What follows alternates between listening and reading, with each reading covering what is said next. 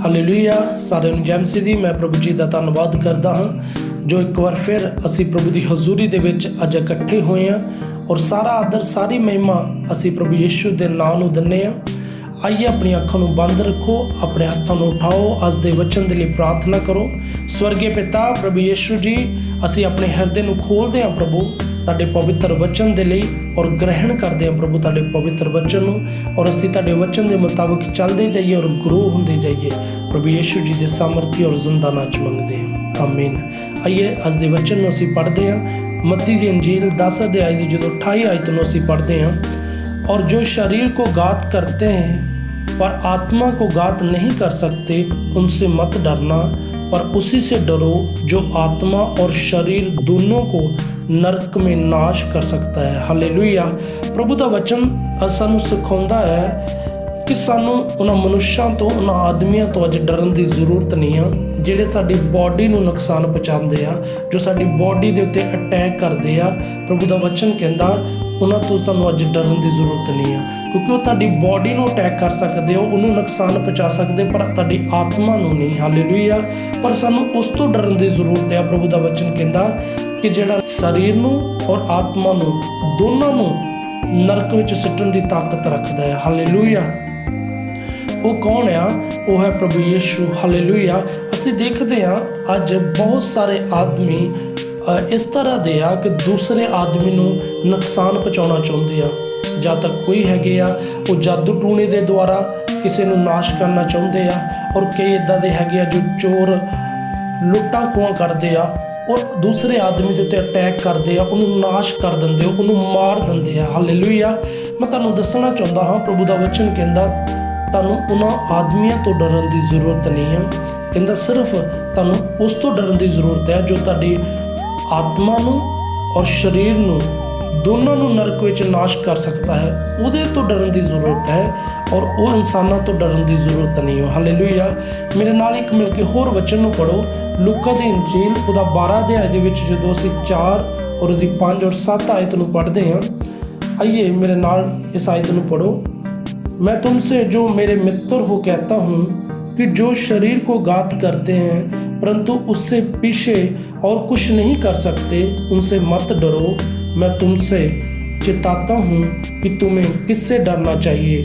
घात करने के बाद जिसको नरक में डालने का अधिकार है उसी से डरो। हाँ, मैं तुमसे कहता हूँ उसी से डरो। हालेलुया। इस विच भी प्रभु का वचन सानू सिखाता है।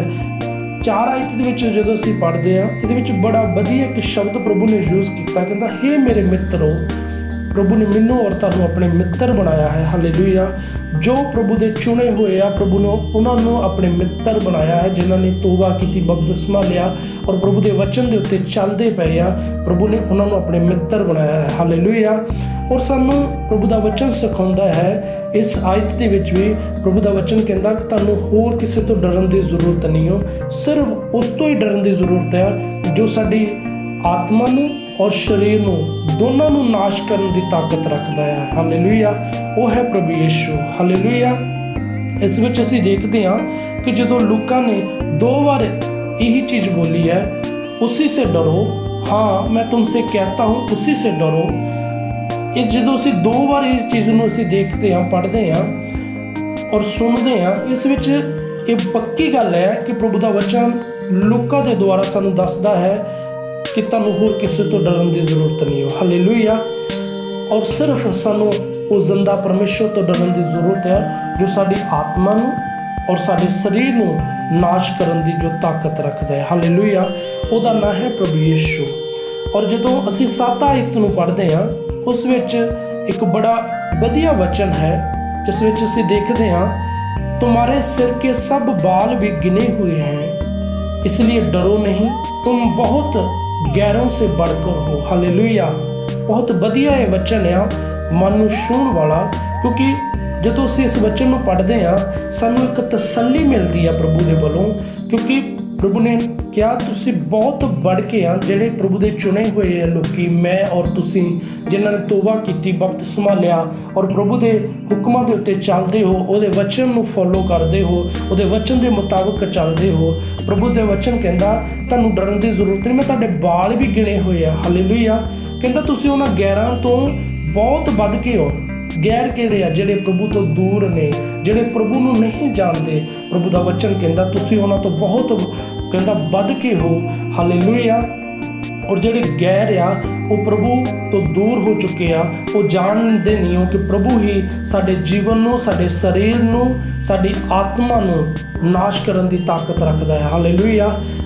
ਜਿਹੜੇ ਪ੍ਰਭੂ ਦੇ ਚੁਣੇ ਹੋਏ ਲੋਕੀ ਆ, ਮੈਂ ਤੁਹਾਨੂੰ ਅੱਜ ਦੱਸਣਾ ਚਾਹੁੰਦਾ ਹਾਂ, ਪ੍ਰਭੂ ਨੇ ਇਸ 4 ਆਇਤ ਦੇ ਵਿੱਚ ਜਦੋਂ ਅਸੀਂ ਦੇਖਦੇ ਹਾਂ ਕਿ ਉਹਨੇ ਕਿਹਾ, ਹੇ ਮੇਰੇ ਮਿੱਤਰੋ, ਮੈਨੂੰ ਔਰ ਤੁਹਾਨੂੰ ਪ੍ਰਭੂ ਨੇ ਆਪਣੇ ਮਿੱਤਰ ਬਣਾਇਆ ਹੈ। ਹਾਲੇਲੂਇਆ। ਔਰ ਆਈਏ ਆਪਣੀ ਅੱਖਾਂ ਨੂੰ ਬੰਦ ਰੱਖੋ ਔਰ ਅੱਜ ਦੀ ਪ੍ਰਾਰਥਨਾ ਵਿੱਚ ਮੇਰੇ ਨਾਲ ਇੱਕ ਮਨ ਹੋ ਜਾਓ। ਹਾਲੇਲੂਇਆ। ਸਵਰਗੀ ਪਿਤਾ ਪ੍ਰਭੂ ਯਿਸੂ ਜੀ, ਅਸੀਂ ਤੁਹਾਡਾ ਧੰਨਵਾਦ ਕਰਦੇ ਹਾਂ ਪ੍ਰਭੂ ਇਹਨਾਂ ਸੁੰਦਰ ਬਚਨਾਂ ਦੇ ਲਈ। ਮੇਰੇ ਪਰਮੇਸ਼ਵਰ ਜੀ, ਜੋ ਬਚਨ ਤੁਸੀਂ ਅੱਜ ਸਾਨੂੰ ਸਿਖਾਏ ਆਪਣੇ ਬਚਨ ਦੇ ਦੁਆਰਾ, ਔਰ ਅਸੀਂ ਜਾਣ ਗਏ ਹਾਂ ਮੇਰੇ ਪਰਮੇਸ਼ਵਰ ਜੀ ਕਿ ਸਾਨੂੰ ਕਿਸੇ ਆਦਮੀ ਤੋਂ, ਕਿਸੇ ਵੀ ਮਨੁੱਖ ਤੋਂ ਡਰਨ ਦੀ ਜ਼ਰੂਰਤ ਨਹੀਂ ਹੈ ਮੇਰੇ ਪਰਮੇਸ਼ਵਰ, ਕਿਉਂਕਿ ਤੁਹਾਡਾ ਵਚਨ ਕਹਿੰਦਾ ਹੈ ਕਿ ਤੁਹਾਡੇ ਜਿਹੜੇ ਬਾਲ ਆ ਉਹ ਵੀ ਗਿਣੇ ਹੋਏ ਆ। ਹਾਲੇਲੂਇਆ।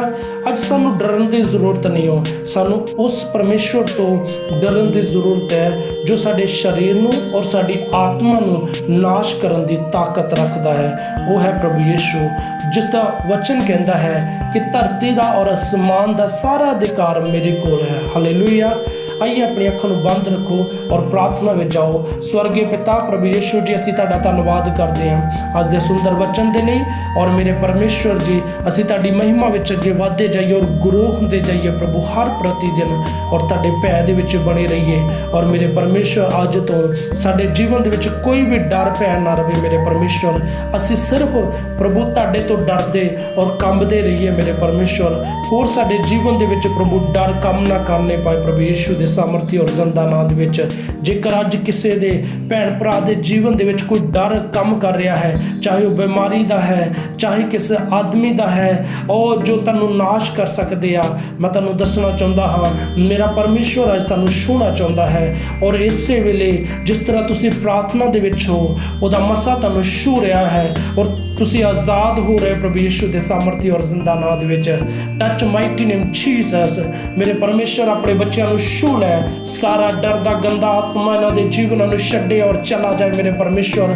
ਇਹ ਪ੍ਰਭੂ ਤੁਹਾਡੇ ਬੱਚੇ ਤੁਹਾਡੇ ਭੈ ਦੇ ਵਿੱਚ ਬਣੇ ਰਹਿਣ ਔਰ ਤੁਹਾਡੇ ਹੁਕਮਾਂ ਦੇ ਉੱਤੇ ਚੱਲਦੇ ਜਾਣ ਔਰ ਤੁਹਾਡੀ ਮਹਿਮਾ ਦੇ ਵਿੱਚ ਅੱਗੇ ਵੱਧਦੇ ਜਾਣ। ਪ੍ਰਭੂ ਦਇਆ ਕਰੋ ਔਰ ਵੱਡੀ ਬਰਕਤ ਦਿਓ। ਪ੍ਰਭੂ ਯਿਸੂ ਜੀ ਦੇ ਸਾਮਰਥੀ ਔਰ ਜ਼ਿੰਦਾ ਨਾਮ 'ਚ ਮੰਗਦੇ ਹਾਂ, ਆਮੀਨ। ਪ੍ਰਭੂ ਸਾਨੂੰ ਬਹੁਤ ਸਾਰੀ ਬਰਕਤ ਦੇਵੇ ਔਰ ਤੁਸੀਂ ਪ੍ਰਭੂ ਦੀ ਮਹਿਮਾ ਦੇ ਵਿੱਚ ਹਰ ਪ੍ਰਤੀ ਦਿਨ ਵੱਧਦੇ ਜਾਓ ਔਰ ਗੁਰੂ ਹੁੰਦੇ ਜਾਓ। ਸਾਰਿਆਂ ਨੂੰ ਜੈ ਮਸੀਹ ਦੀ।